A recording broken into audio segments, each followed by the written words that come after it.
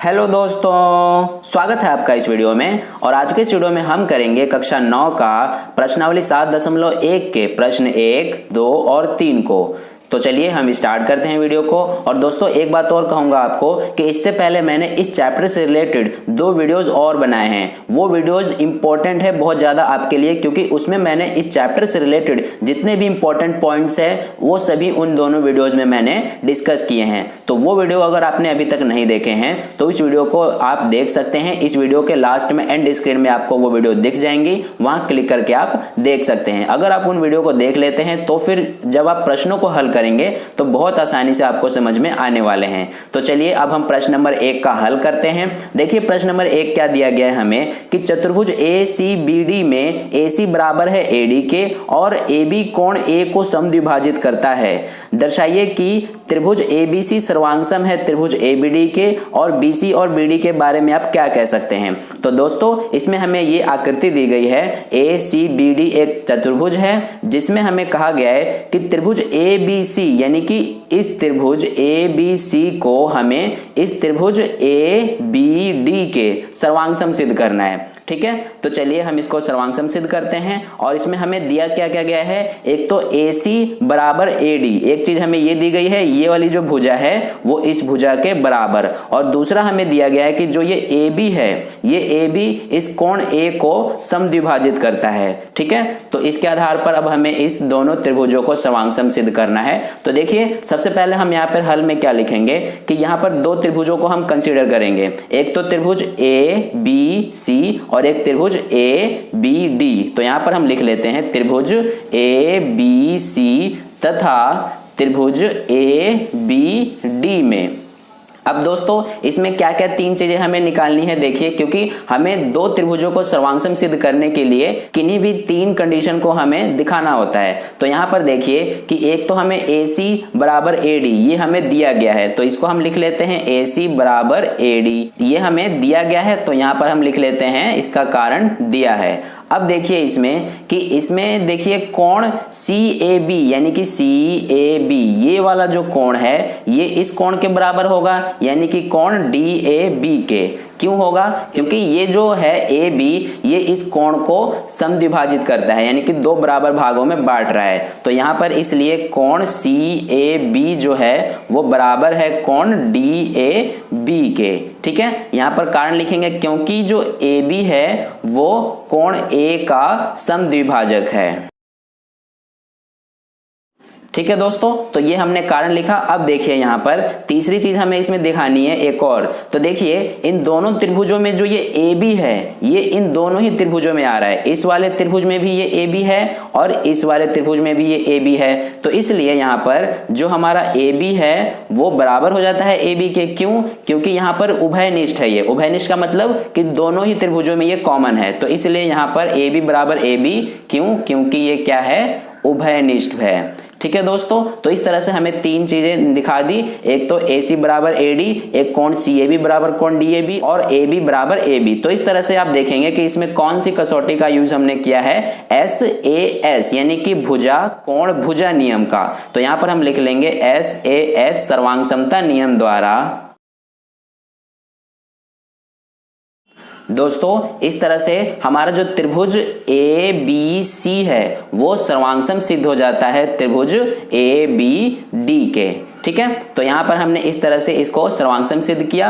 अब आगे हमसे कहा गया इसमें कि BC और BD के बारे में आप क्या कह सकते हैं। तो वहां पर आप देखेंगे कि BC ये वाली भुजा और BD ये वाली भुजा, ये क्या है, इन दोनों त्रिभुज में ये संगत है भुजा है। ठीक है, तो इसलिए ये BC बराबर हो जाएगा BD के, यहाँ पर BC बराबर BD। ठीक है, क्यों होगा, क्योंकि ये क्या है, दोनों ही संगत भुजा है और त्रिभुज के संगत भुजाएं बराबर होती हैं। और यहाँ पर हम ये BC बराबर BD दिखाए हैं, कारण इसका लिख देते हैं क्योंकि CPCT द्वारा। अब CPCT द्वारा क्यों, क्योंकि CPCT का क्या अर्थ है कि सर्वांगसम त्रिभुजों के संगत भाग बराबर होते हैं। तो इस तरह से हमारा जो है प्रश्न नंबर 1 का हल हुआ। अब आप चाहें तो वीडियो को पॉज करके अपने नोटबुक में सेम ऐसे ही नोट कर सकते हैं। अब हम प्रश्न नंबर 2 का हल करते हैं। तो दोस्तों प्रश्न संख्या 2 में हमसे कहा गया है कि ABCD एक चतुर्भुज है जिसमें AD बराबर BC और कोण DAB बराबर कोण CBA है। सिद्ध कीजिए। इसमें हमें 3 भाग दिए गए हैं। पहला, त्रिभुज एबीडी सर्वांगसम है त्रिभुज बीएसी के, दूसरा बीडी बराबर है एसी के, और कोण ABD बराबर कोण BAC है। तो चलिए हम सबसे पहले इसका फर्स्ट पार्ट करते हैं। इसमें हमें क्या करना है कि सर्वांगसम सिद्ध करना है त्रिभुज ABD को त्रिभुज BAC के, यानी कि ये जो हमें चतुर्भुज दिया गया है ABCD, इसमें हमें क्या क्या चीजें दिया गया है दोस्तों। एक तो AD यानी ये वाली भुजा इस भुजा के बराबर दी गई है, और दूसरा इसमें हमें कोण DAB यानी कि ये वाला कोण CBA यानी कि इस वाले कोण के बराबर दिया गया है। ठीक है, तो अब हमें यहाँ पर सबसे पहले त्रिभुज ABD को सर्वांगसम सिद्ध करना है त्रिभुज BAC के, यानी कि त्रिभुज ABD इस वाले त्रिभुज को हमें दोस्तों, इस पे ध्यान देना, इस वाले त्रिभुज को हमें त्रिभुज BAC यानी कि BAC इस वाले त्रिभुज के सर्वांगसम सिद्ध करना है। तो चलिए अब हम इसको सिद्ध करते हैं। देखिए यहाँ पर हम 2 त्रिभुजों को कंसीडर करेंगे, एक तो त्रिभुज ABD यानी कि ये वाला त्रिभुज, और एक ABC यानी कि ये वाला त्रिभुज। ठीक है, तो यहाँ पर हम लिख लेते हैं त्रिभुज ABD तथा त्रिभुज ABC में। तो दोस्तों इसमें क्या क्या है, सबसे पहले हम यहाँ पर लिखते हैं। देखिए कि AD जो है वो BC के बराबर है। ठीक है, तो यहाँ पर पहला हमारा हो जाता है AD बराबर BC। अब ये हमें दिया गया है प्रश्न में, तो इसलिए इसका कारण हो जाएगा दिया है। अब दूसरा इसमें देखिए कि कोण DAB यानी कि ये वाला कोण भी हमें इस कोण के बराबर दिया गया है, तो इसको भी हम लिख लेते हैं कोण DAB बराबर हो जाएगा कोण CBA के। तो कोण CBA ये भी हमें दिया गया है, तो यहां पर हम लिख लेते हैं दिया है। ठीक है, अब देखिए तीसरी चीज इसमें हमें देखनी है कि जो ये AB भुजा है ये वाली, ये इन दोनों ही त्रिभुजों में आ रही है, यानी कि इस वाले त्रिभुज में भी ये आ रही है और इस वाले त्रिभुज में भी ये आ रही है। तो इसलिए जो हमारा AB है वो AB के बराबर हो जाता है। अब इसका कारण क्या होगा, क्योंकि ये क्या है, उभयनिष्ठ भुजा है, तो इसलिए ये AB बराबर AB हो जाता है उभयनिष्ठ के कारण। ठीक है, तो इस तरह से हमने देखा कि यहाँ पर हमने 3 कंडीशन दिखाएं। तो इस तरह से ये हमारा अब कौन सा नियम इसमें लागू होता है सर्वांग समता का, SAS यानी कि ये भुजा ये कोण ये भुजा। तो इस तरह से हमारा SAS सर्वांग समता नियम द्वारा क्या हो जाता है दोस्तों, त्रिभुज ABD सर्वांगसम सिद्ध हो जाता है त्रिभुज BAC के। ठीक है, तो इस तरह से हमारा पहला पार्ट हल हुआ। अब देखिए दूसरे में हमसे कहा गया है कि BD बराबर AC हमें बताना है। तो BD बराबर AC यानी कि BD ये वाली भुजा को हमें AC इस वाली भुजा के बराबर सिद्ध करना है। तो इस तरह से BD जो है वो AC के बराबर सिद्ध हो जाता है। क्यों, क्योंकि CPCT द्वारा। ठीक है, CPCT का मतलब यानी कि सर्वांगसम त्रिभुजों के संगत भाग बराबर होते हैं, यानी कि हमने इन दोनों त्रिभुजों को सर्वांगसम सिद्ध कर दिया। तो इस तरह से ये इन दोनों त्रिभुजों के ही भुजाएं हैं, तो इसलिए ये भी क्या हो जाते हैं, हमारे बराबर हो जाते हैं। अब देखिए तीसरे भाग में हमसे कहा गया है कि कोण ABD ये जो है बराबर है कोण BAC के, यानी कि कोण ABD इस वाले कोण को हमें कोण BAC इस वाले कोण के बराबर सिद्ध करना है। तो दोस्तों इसमें आप देखेंगे कि ये दोनों भी क्या है, संगत कोण है। तो इस तरह से कोण ABD भी बराबर सिद्ध हो जाता है कोण BAC के। क्यों, CPCT द्वारा। ठीक है, तो इस तरह से हमारा जो है प्रश्न नंबर 2 का हल कंप्लीट हुआ। आप अब इस वीडियो को पॉज करके अपने नोटबुक में इसको नोट कर सकते हैं। अब चलिए प्रश्न नंबर 3 का हल करते हैं।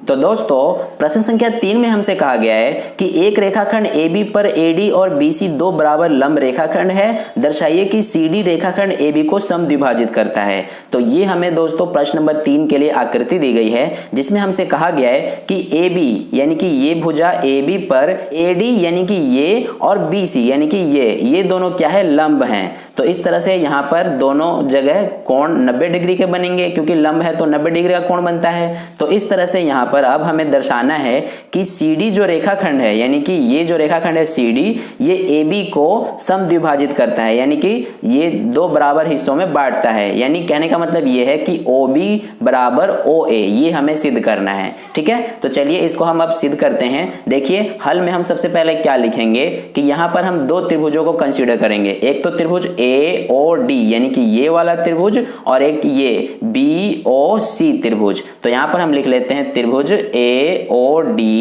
तथा त्रिभुज BOC में क्या हो जाता है दोस्तों, देखिए कि जो ये AD है ये BC के बराबर हो जाएगा। यहाँ पर AD बराबर BC हो जाएगा। क्यों? क्योंकि यहाँ पर कारण दे देंगे हम, दिया गया है हमें प्रश्न में, ठीक है। और दूसरा इसमें हमें कोण A बराबर कोण B बराबर कितना, 90 डिग्री, क्योंकि ये दोनों जो है AB पर लंब है, तो इस तरह से ये 90 डिग्री के कोण बना रहे हैं, तो इसलिए कोण A बराबर कोण B हो जाता है और ये क्या है, 90 डिग्री के बराबर है। ये भी हमें दिया है, ठीक है।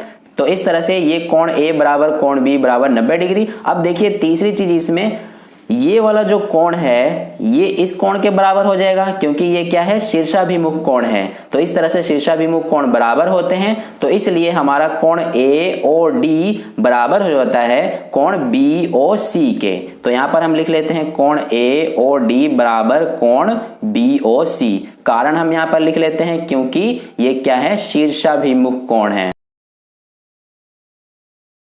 ठीक है दोस्तों। तो यहां से अब देखिए कि इसमें कौन सा नियम लागू हो रहा है सर्वांग समता का, AAS, यानी कि ये भुजा हो गई और ये दोनों कोण हो गए। तो AAS सर्वांग समता नियम द्वारा